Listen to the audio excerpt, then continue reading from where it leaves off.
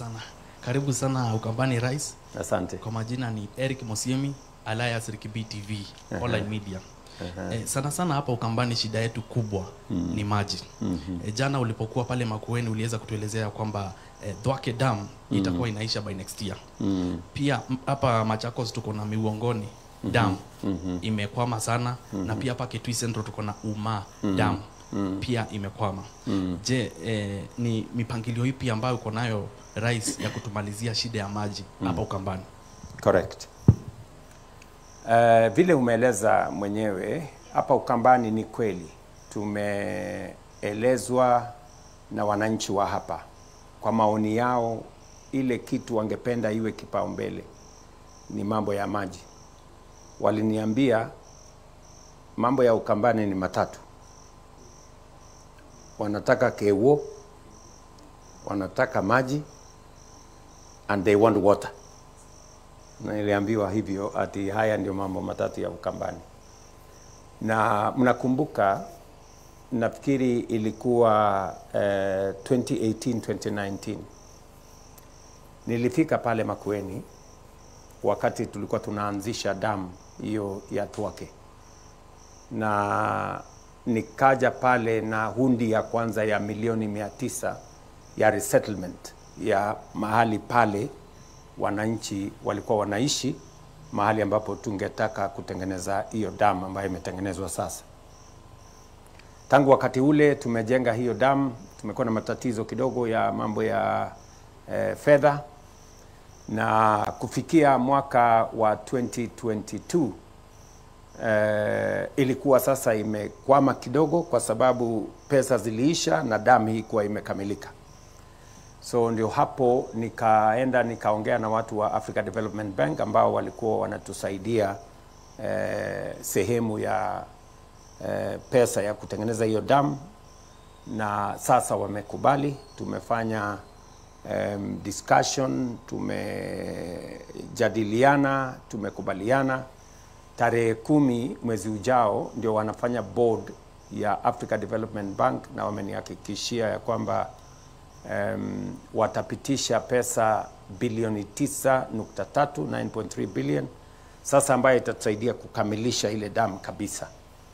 Na ndio nilikuwa nasema pale Makueni jana kwamba damu ya Thwake ndio itakuwa damu kubwa zaidi kujengwa katika taifa la Kenya, na gharama yake sasa itakuwa imefikia bilioni 55 tukishafanya hiyo program ya mwisho. Na hiyo maji itafikisha maji kwa watu wa Makueni, itafikisha maji kwa watu wa Machakos, na itafikisha maji kwa watu wa hapa Kitui. So it's among the biggest programs that we have. Ile kitu ninaanza kufikiria sasa ni kule kusambaza maji tukisha maliza next year, na nimeanza already program ya kufikiria vile tutaweka mifereji ndio iweze kufikia hawa wananchi. Maoni yangu ni kwamba kufikia next year mwisho hivi watu watakuwa na kunywa maji. Tutamaliza damu pengine mwezi wa 3, 4, 5, alafu sasa mifereji tutaanza kuisambaza. Damu ya Uma ambayo iko karibu na sisi hapa pia ilikuwa imekwama kwa muda mrefu. Unajua ilianza karibu miaka 10 iliyopita.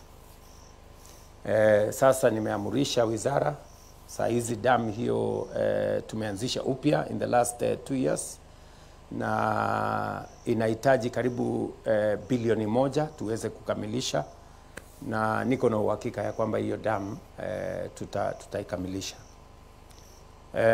Leo pia nimezungumzia na watu wa kule Mwingi kuhusu program ya maji ambayo tumekubaliana na one of the development partners, na kesho mimi nitasign ile inaitwa executive approval ndio tuweze kupata shilingi bilioni 6 itakayoleta maji kutoka Kindaruma ilete mpaka Mwingi town, itapeleka maji pia Migwani na hiyo sehemu yote ya pale.